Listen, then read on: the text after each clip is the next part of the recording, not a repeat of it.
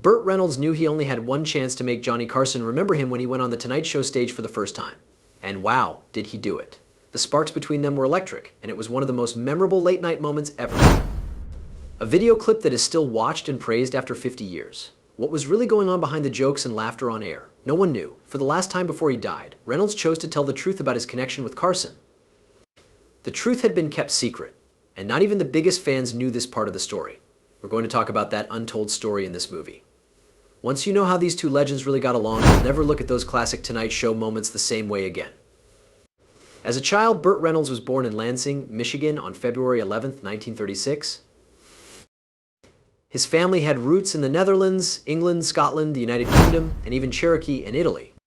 Reynolds later said that he was actually born in Lansing because his family moved there when his father was called up into the army, even though he often said he was born in Waycross, Georgia.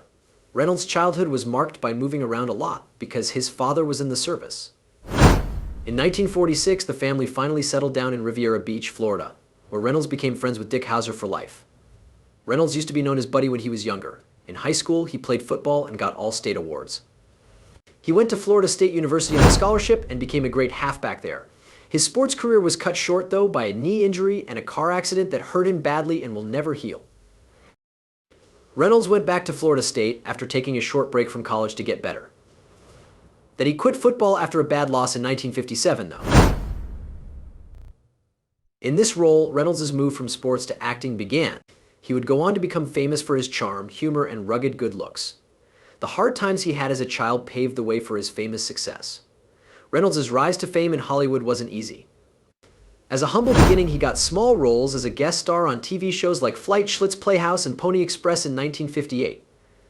Then, when he joined Riverboat and worked with Darren McGavin on 20 shows, he seemed to finally be making a name for himself in the business.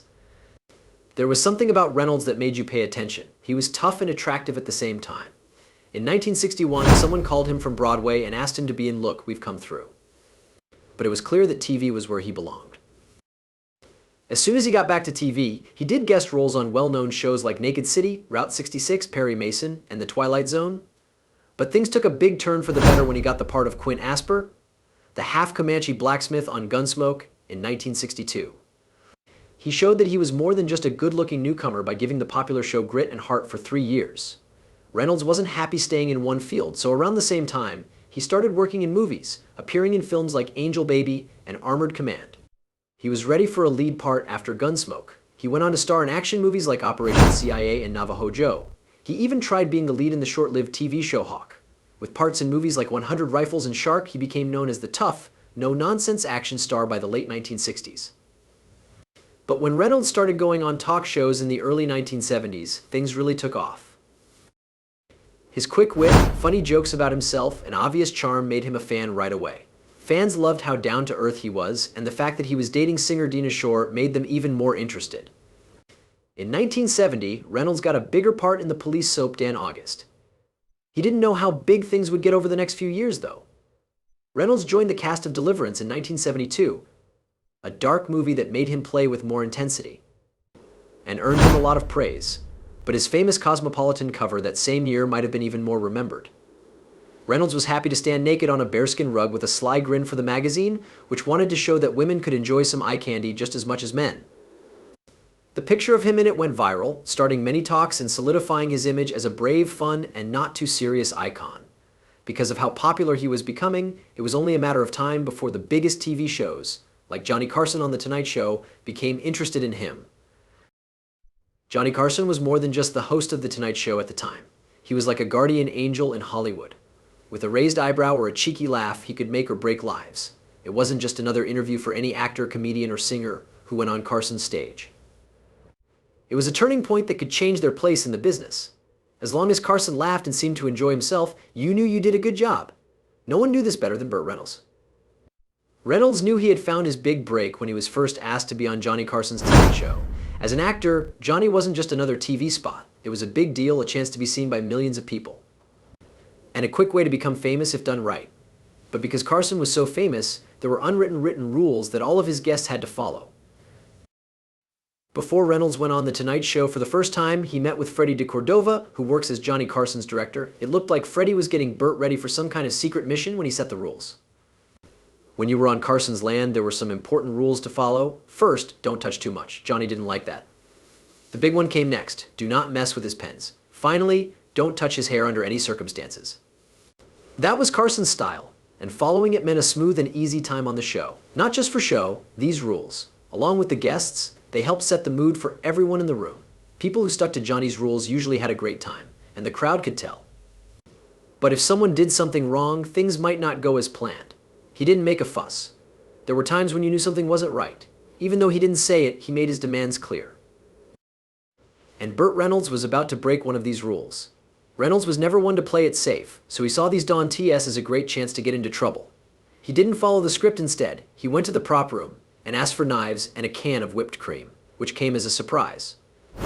Why? Even he was surprised by that part. No matter what he had planned, Carson and the crowd would be on the edge of their seats. Reynolds walked onto the stage at the start of the show, shook Johnny's hand, and then went straight to Carson and cut his tie in half.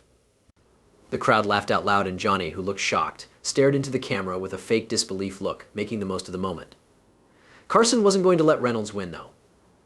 He hit Burt back by cutting off a piece of his shirt collar with the scissors, which started a fun back and forth. Even though Reynolds never got angry or caused a scene, it was clear that he had gone too far. Carson had strict rules about how he looked and what he carried around with him.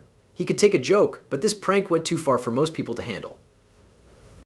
The event showed how Carson's more reserved and serious personality is different from his friendly, carefree on-air image. He was so calm and collected on stage that he could handle anything with ease. He liked to keep things under control when he wasn't on stage, though. What happened with the scissors showed that even someone as calm and collected as Carson had limits. After many years, Burt Reynolds would talk about the joke and how it affected their friendship. That moment stuck with Carson, even though it made people laugh. It showed that even the biggest stars have limits. It was as Burt Reynolds got older that he started to think more deeply about his work and the people who had shaped his life in Hollywood.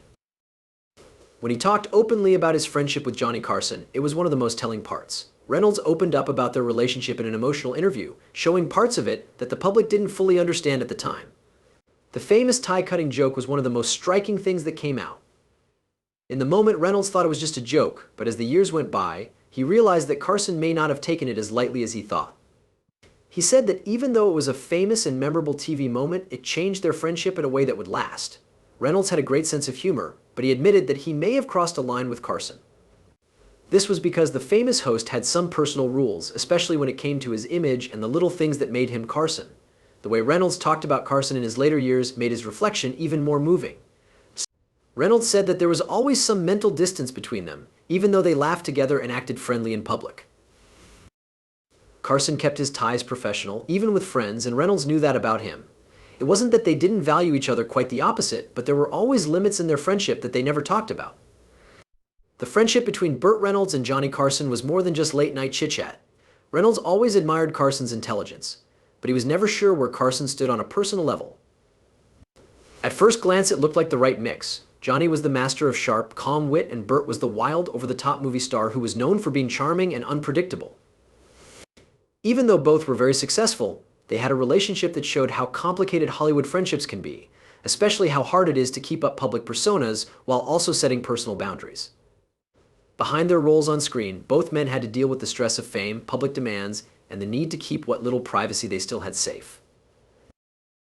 Even though they seemed to get along, their relationship wasn't just a bunch of laughs and fun times. Even though there were times when they didn't get along, people who knew them well could tell that they respected each other a lot.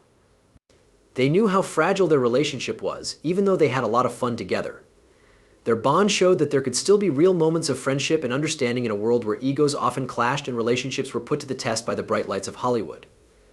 Carson and Reynolds made a lasting impact on late-night TV by being early adopters of new ideas. Carson changed the way late-night shows are done with his unique laid-back and funny style, which lets guests shine without taking away from them. For Reynolds, on the other hand, his outings were more exciting and hard to predict. He was great at making a normal conversation more interesting by pulling jokes or performing strange things in a way that seemed natural. Audiences loved how they worked together, with a mix of sharp humor, chemistry, and a little chaos. The way they talked on the spot became the standard for late-night TV, and it had an impact on the future of the genre. Reynolds would think about their friendship and what it meant to her, which gave fans a closer look at their bond. The funny times they had together on The Tonight Show were only one part of a deeper, more complex bond between them. What looked like fun and games turned out to be a bond with some tough spots. Reynolds said that the late-night jokes were never taken too seriously, but he did understand that he had crossed a line with Carson, especially when it came to some of the more private rules Johnny had set for himself. It became clear from Reynolds' thoughts that their friendship wasn't just based on admiring each other's skills. The way it turned out was because they both knew how hard it is to be famous. Carson was very charming on screen, but he also cared a lot about privacy and control. Their interactions, both funny and tense, showed how hard it is to keep your private and public lives in balance. When they look back, it's clear that their time on The Tonight Show was about a lot more than just making people laugh. It showed how two famous people in the entertainment world could deal with fame, friendship, and respect while still making some of the most memorable late-night TV of all time. Their on-screen chemistry wasn't planned, it was real, and it set a standard for talk show hosts to come. But what might be even more important is that their friendship showed that even the closest ties in Hollywood aren't always what they seem. There was a lot more to the relationship between Burt Reynolds and Johnny Carson than what you saw on TV. It was a unique look at the problems and complexities of friendships between famous people. Their relationship seemed fun and full of jokes at first, but it was actually very complicated, and it only became clear over time. Carson and Reynolds had smooth charms in public, but behind that was a bond based on respect, humor, and sometimes tension. Their conversations on The Tonight Show were often smart and funny, but they also served as a reminder that celebrities, no matter how polished or well-known, are still people with personal limits and tastes. Carson's well-known dislike of being touched or having his looks changed was a clear red flag. But Reynolds, who was always up to no good, pushed those lines, causing stress between the two at times. But even though they were uncomfortable or didn't agree, they understood each other. They had a bond because they had both been through similar things and respected each other's work and personalities.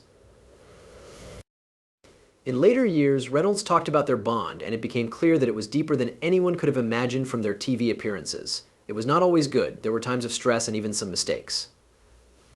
It was real, though. As friends, they pushed each other's limits, laughed at awkward situations, and gave each other space when they needed to.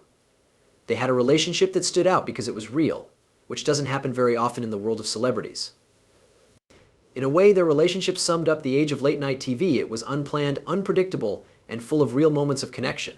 Reynolds and Carson didn't just entertain, they also set a bar for how to connect with your audience in a way that wasn't planned. The way talk shows are run today is still affected by their heritage, which is marked by humor, respect, and sometimes pushing the limits. But in the end, Reynolds felt thankful for the time they spent together. He was kind when he talked about Carson, and he liked how funny and unpredictable their time together was. Reynolds knew Carson needed to be professional, even though the event with the cut tie had caused some awkwardness behind the scenes. In a way, the fact that they respected each other's differences was what made their friendship what it was. The relationship between Reynolds and Carson became a symbol of late-night TV at its best. This was a time when unplanned jokes and unscripted moments were what made the shows so interesting. Their relationship was more than just a bunch of funny conversations. In a time when late night was still shaping itself, it showed how random and boundary-pushing TV could be. Reynolds and Carson's friendship became a part of TV culture in its own way. It was a lesson that even the most famous moments often have deeper meanings that most people will never fully understand.